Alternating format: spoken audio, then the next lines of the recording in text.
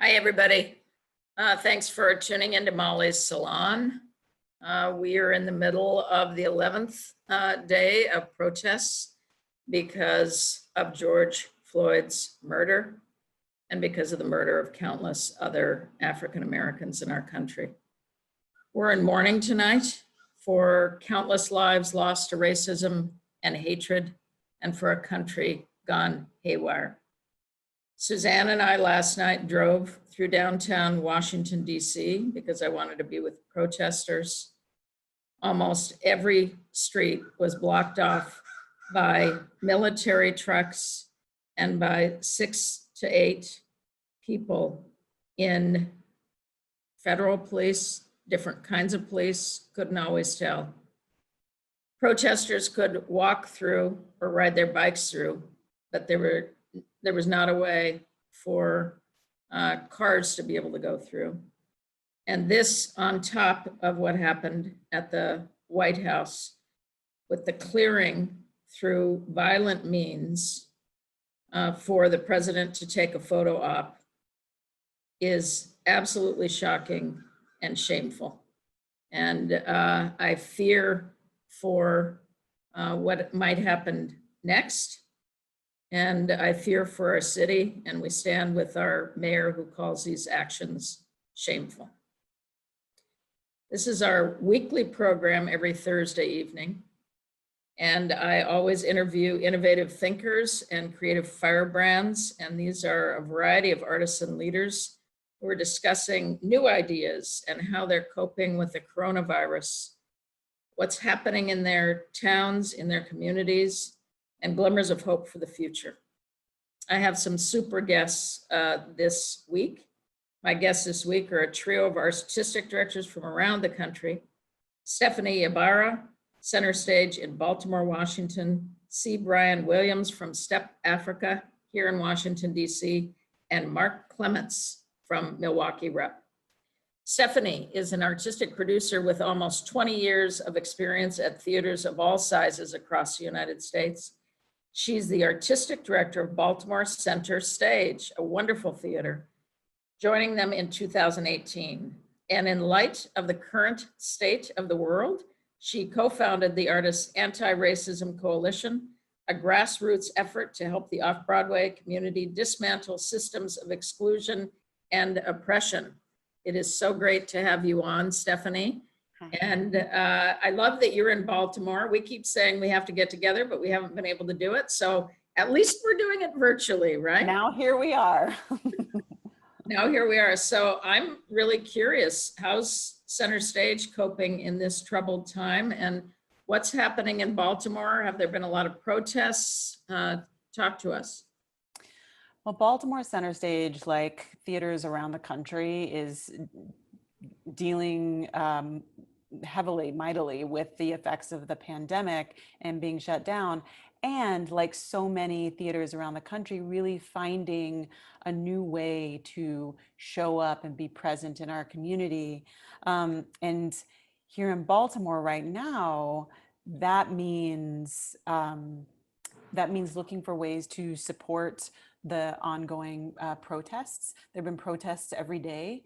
They've been really peaceful. And the other day there was a youth-led protest that was just beautiful to bear witness to. And so that's continued. But we also are in the middle of a now delayed mayoral primary. So there's that happened two days ago. We had the big vote here in Baltimore, and we're not done yet. There's been some confusion around the city council race, so we're also in a bit of a holding pattern, I think, as a city, and we're also still in a stay-at-home under a stay-at-home order in Baltimore City, different from the rest of Maryland. Stephanie, talk about as well some of the programming that you're doing online, because I think it's fascinating that theater companies are moving more and more activities online, because I think we're compulsive storytellers, so we need to. And you jumped into it very, very early. And talk about your cool programming. Yeah, so we've focused our energies on a national initiative that we sort of kicked off with Woolly Mammoth Theater here in DC, St. Louis Rep, Long Wharf in New Haven, and the Public Theater in New York. So we all got together and launched the Play at Home initiative, and we issued micro commissions to playwrights to write 5 to 10 minute plays that are designed and written to be read at home under quarantine for multi-generational participants. And I think last time I checked, that number of participating theaters was up to over 20, with over 100 playwrights under commission, and which means that over $50,000 went into playwrights' hands. So, and the plays have been downloaded upwards of 22,000 times all over the world. So it's Wow. been wonderful. Wow. So all over the world, not Yeah. just in the United States. Yeah. And I got word that somewhere in Australia, there is another version of Play at Home happening out there. So it's been really successful. So we've been focused there and just thrilled with the results. That's so great. That's so great, Stephanie. Super creative in the time of the pandemic. So you're a fairly new artistic director. And how are you redefining your art at this time? Yeah, what a question. I think the good news is, we talked about this a little bit the other day. The good news is, uh, I I'm in my first season at Baltimore Center Stage, and therefore I don't have anything to compare it to. And so I feel like even amidst the sort of endless constraints and parameters and the constricting parameters of our time, it somehow is opening up new avenues of my own imagination, and it has made space for different kinds of conversations with artists. So I'm gonna keep having those conversations and pushing on what theater as an art form looks like and how it manifests itself in the physical sphere and in the virtual sphere. That's so great. So where are you finding joy these days? Two places. Number one, last November I adopted a puppy, and so she brings me great joy every day.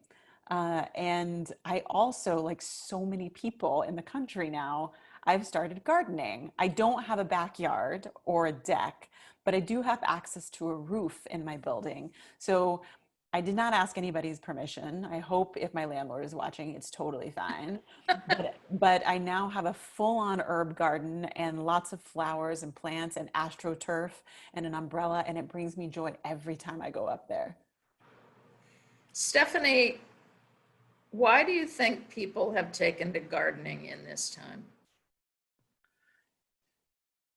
Well, I know for me, I think that it's a way to be outside and have focused activity outside.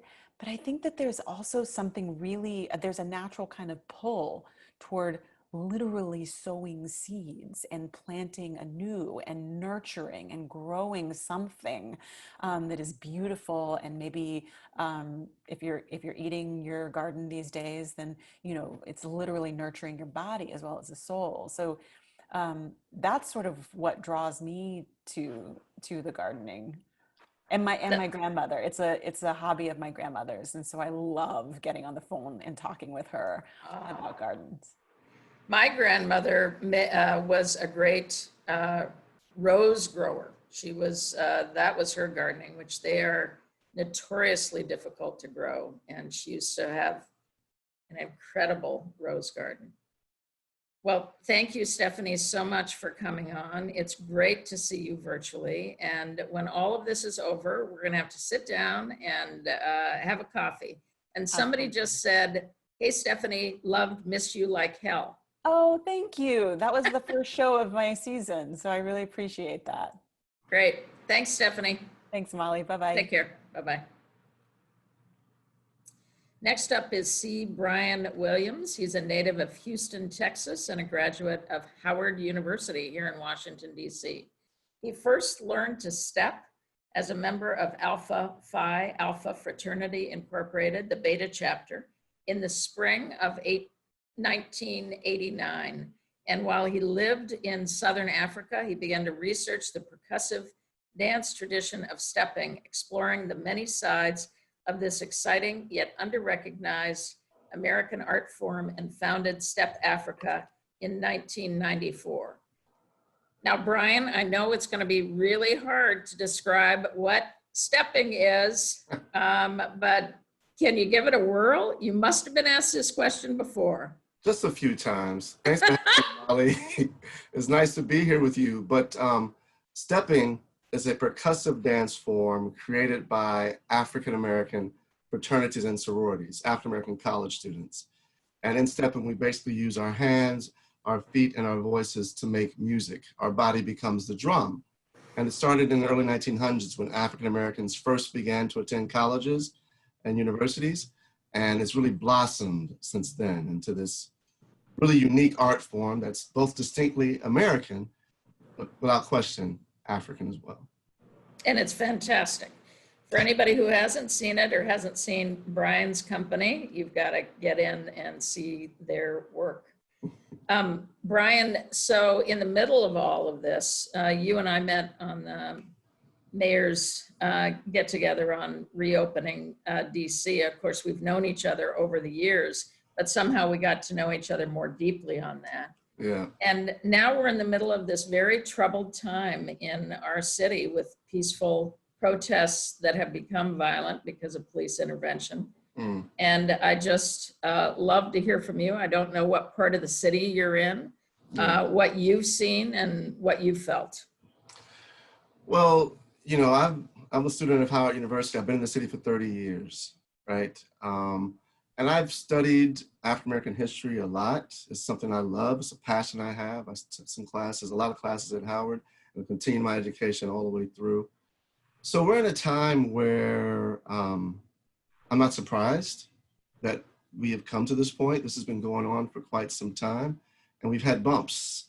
You know, it would hit, and then we would respond, and then people will become complacent or comfortable, or the dial will be pushed a little bit. So what I'm proud about this moment is that we're gonna get, once again, another chance to make a move, to fix, to correct some serious historical and structural inequities that, you know, my community as an African-American, I deal with growing up. And I don't think I should have to deal with that in the land of the free, home of the brave, right? So I want us to get better. I think the country has gotten better, and after this, it must get better. So let's just do the work. I'm ready. That's one of the things I say a lot, Molly. I like to do the work, and I want to continue. I've been doing the work, but now I want to do it even more so. Well, Brian, your personality is a man of action, and it's one of the things that I really love about who you are and what you do. And I would agree with you. I think it was Frederick Douglass who said, I prayed for 20 years, but then I let my legs do the talking. And yes. I think that this is a moment where people's legs are doing the talking. Exactly. It's just a really powerful time. It's a righteous revolution. Yeah. And we're seeing all of our young people put their bodies into the streets, and they're our heroes right now. They are our heroes. And you're absolutely right. I think I'm hearing about change more than I have heard it before in 20 years. So it's moving. It's moving through the systems. It's really moving through the systems. And people are questioning themselves more. Right. And they are thinking in different ways. So I have some hope too. Yeah. So in the middle of this, Brian, what's your next project? What's your next artistic project that you're working on? Well, I got to tell you, Molly, we were at the New Victory Theater in New York City when the COVID hit, the first issue hit. We had a very successful run of a new work called Drum Folk that we had spent a year developing, maybe a year and a half, in the middle of a 3-week run there, and it was all sold out. when COVID hit. So we were there the night that Broadway closed, right? And our theater closed. And I think I was in shock, right? And I remained in shock for a little bit. And I was actually okay with that because I wanted to, this was a new thing that was happening, this global pandemic, and I just wanted to breathe into that. Since then, we've rebounded. I'm glad to report that we have 14 full-time artists. They are on salary, they are working, and we are working to make this pivot. It's not an easy pivot, you know. We specialize in social gathering, not social distancing. So, but we're getting ready for our first major digital platform initiative. We're going to celebrate Juneteenth on Facebook Live, a watch party of a first digital program that we're creating. So I'm very excited. So it'll be completely artist-led, and I'm excited about that. So we're in the studio. We're not in the studio. We're virtually rehearsing, and then we'll start shooting socially distant, of course, next week. So join us on June 19th. I'd love for you to see it. I love it. I can't love wait to it. see it.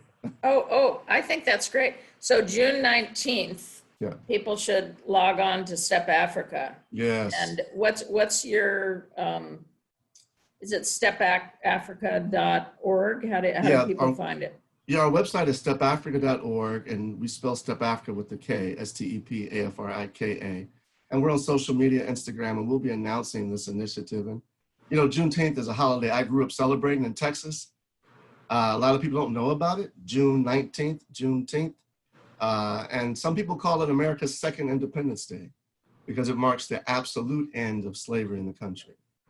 Not when the Emancipation Proclamation was written, but 2.5 years later, it took for that order to be fully executed in the country. So we want to celebrate that, and I hope it'll become a thing for us as well. That's great. Now, are the 14 artists that you have, are they all here in the Washington, D.C. area? Or do you have some that are outside of D.C.? I mean, we're based here in D.C., and mostly we would be in D.C. Right now, a lot of them have gone home to be with their families. They're all young, well under the age of 30, or at least somewhere under 30. So lots of them have gone home. We're calling them all back now that the city has opened, thanks to our wonderful mayor and whatnot. But some are here, some are kind of scattered. So we're kind of managing all of that, which has proven to be quite a challenge. And talk about an artistic challenge. That's our management challenge. Management challenge is right. And also rehearsing on Zoom, okay? I'm not into it. Well, yeah, you can have some moments where it works, but yeah, it's hard. And with dance, I mean, how do you do it? I'm gonna tell you right now. I mean, you share a pre-recorded video, you go work on it. We're trying to figure it out.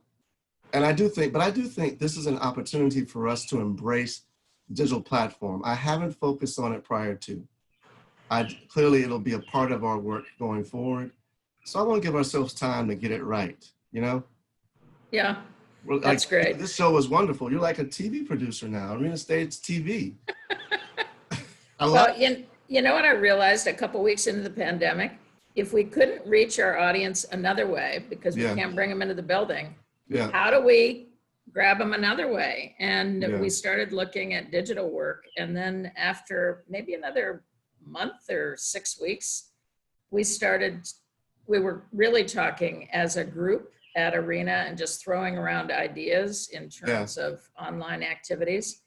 And then it became, I'm artistic director of online activities, right? I have to develop a season online, just like it's a season place. I'm becoming a digital content producer. I'm in shock.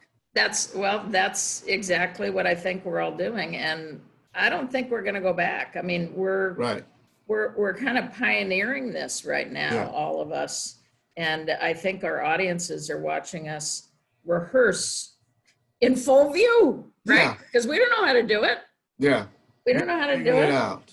I mean, the other week we were talking about how when we first did Molly's Salon, the first one was, I think, 9 weeks ago. Yeah. And it was all, how do we figure this out? How do we make this happen?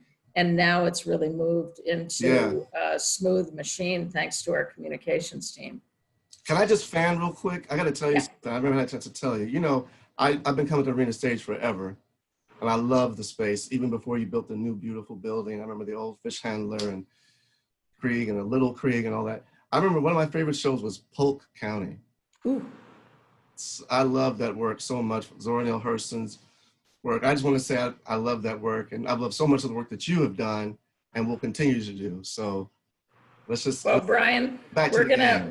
we're gonna make a connection artistically. I feel like that's our next step together. So next step together. Yes. Okay. Hey, she said it, guys. Make her do it. So let's do it. So Brian, thanks so much for coming on, and please, everybody, join Brian on June 19th, Yes, 8 o'clock. 8 o'clock, All right. and see what he's talking about. Okay, bye, Brian. All right, take care. Next up is Mark Clements. He's an award-winning international theater director whose work has appeared in over 100 major theaters throughout Europe and the US. He started his tenure as artistic director at Milwaukee Rep Theater in 2010-2011 season by bringing musicals to the main stage, starting a tradition that is now one of the highlights of every season.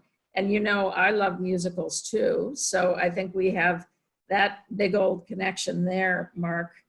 I'm so happy to see you. You're such a strong artistic director, and it's fun to be with you and get into your brain a little bit.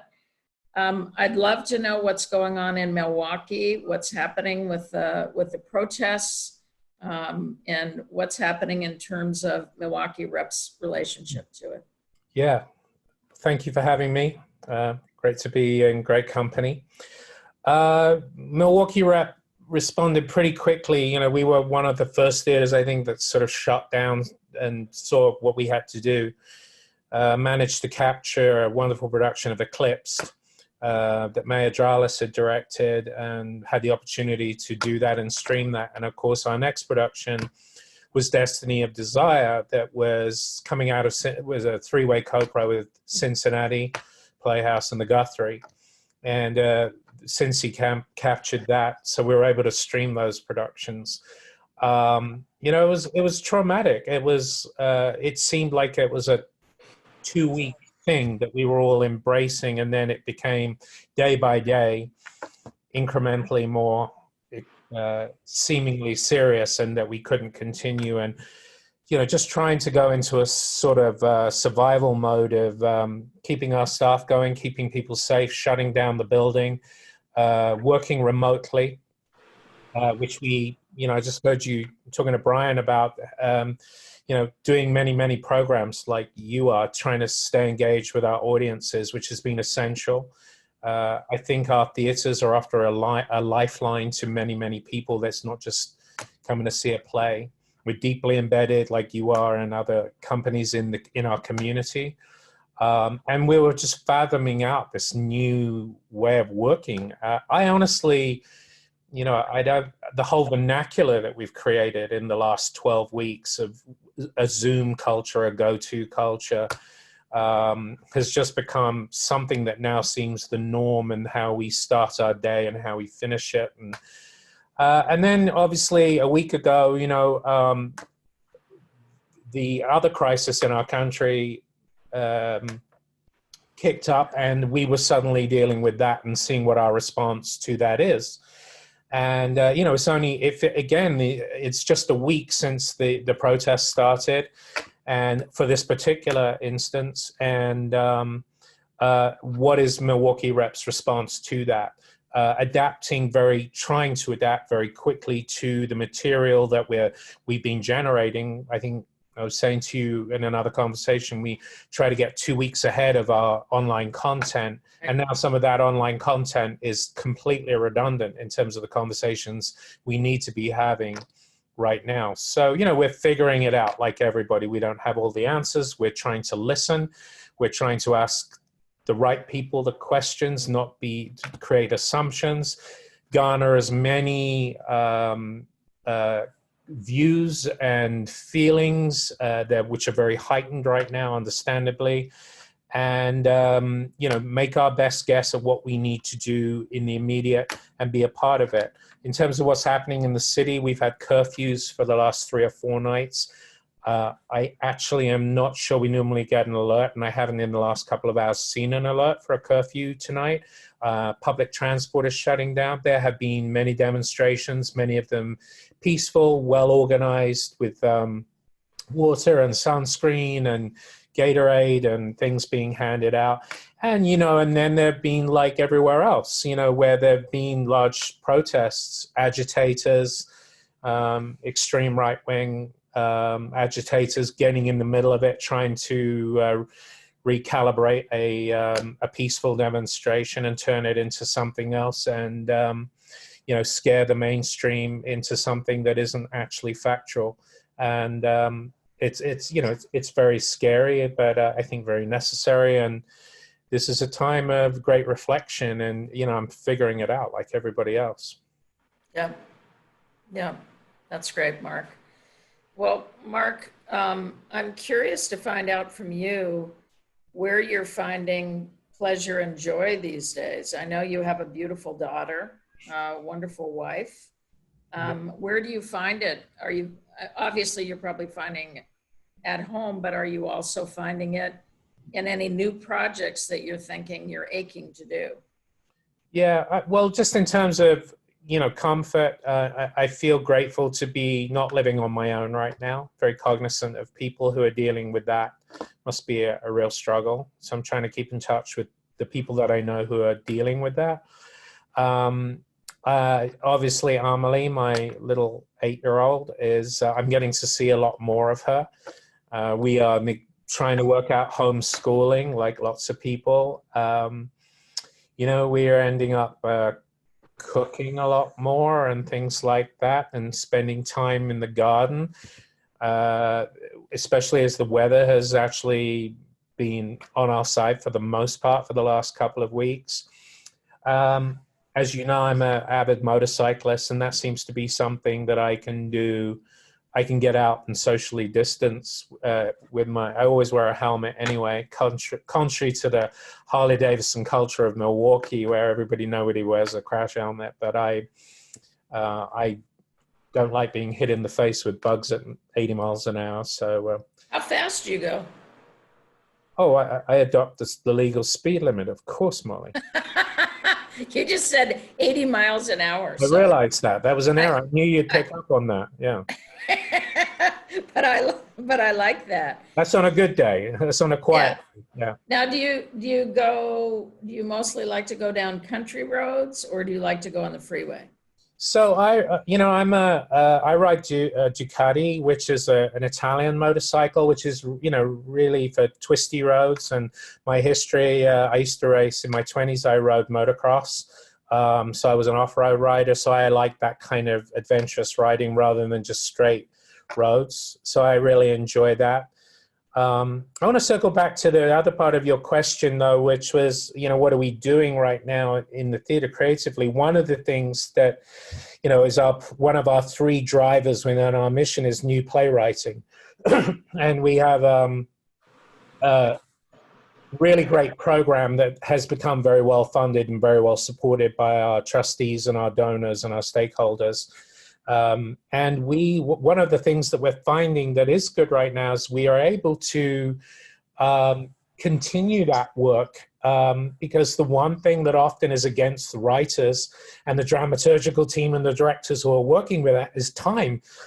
Excuse me, because they're working on myriad projects. So this has allowed them to have a little bit more time. And actually, rather than scale back that work, we've actually decided to up our commission rate and keep that program going, and be able to allow the writers and the people involved with nurturing that project a little more gestation time than they would normally have. So I see that as a positive right now. I think Stephanie was saying, I missed some of her interview with you because my sound went down, but I think she was talking about having some responses. We've commissioned about 25 playwrights, great roster of people to write responses that for the why community and connectivity is essential at this point. And there's been some beautiful works coming out that. And it's allowed some modest income for the writers and the actors involved.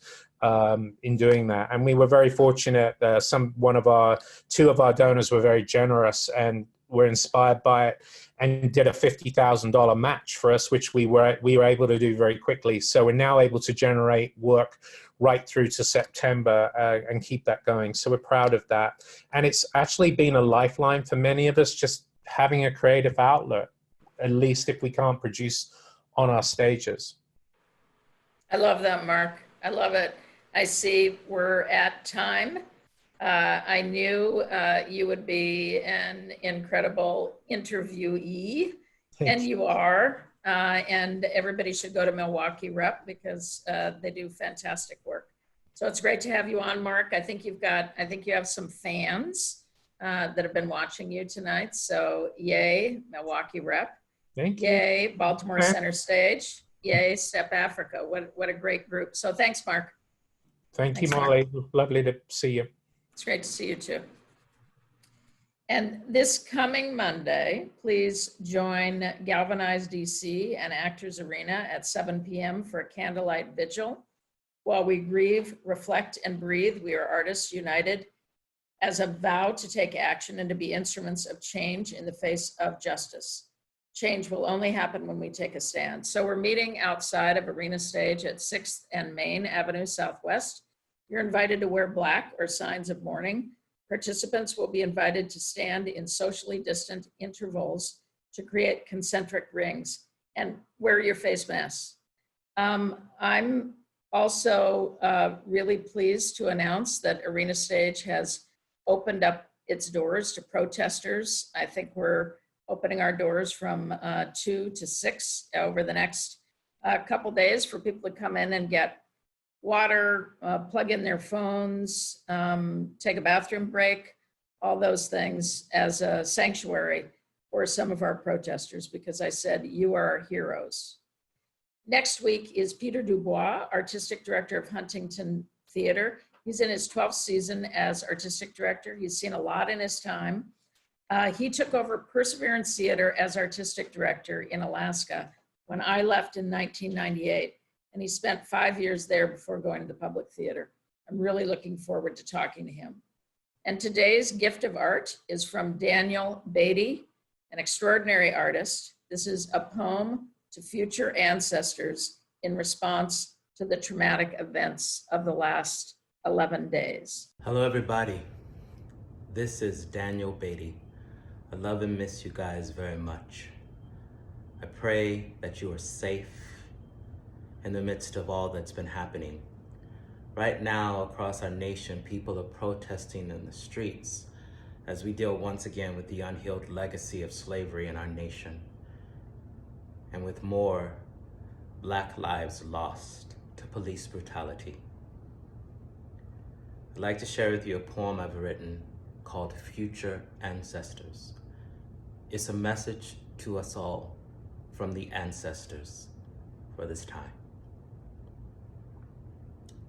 Dear future ancestor, if I could take all your pain, wrap it in my arms, and toss it into the depth of the Middle Passage, where countless tears have filled waters stretching from Africa to these Americas, I would.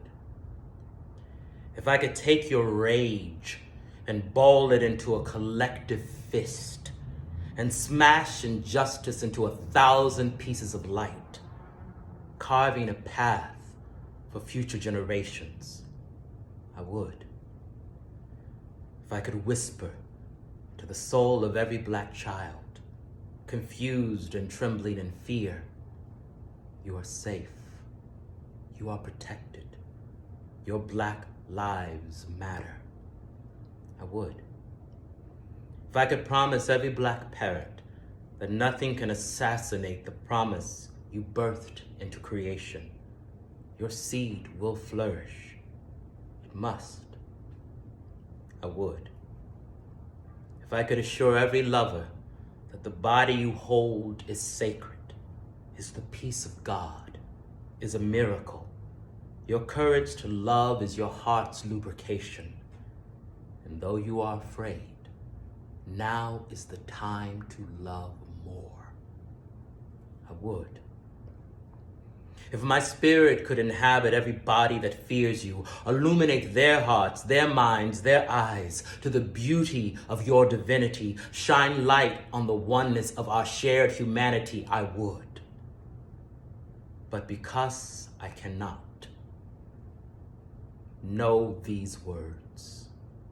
You are the king, the Malcolm, the Tubman, the truth, the ropes and the Simone, the direction and the promise now. You are the feet that march, the bodies hosed and arrested, the songs of freedom sung loud, the collective action now. You are the architects of freedom, the late night camp meetings, the minds that strategize, a clear, precise agenda for change now. You are the rage and the pain. You are the hope and the vision.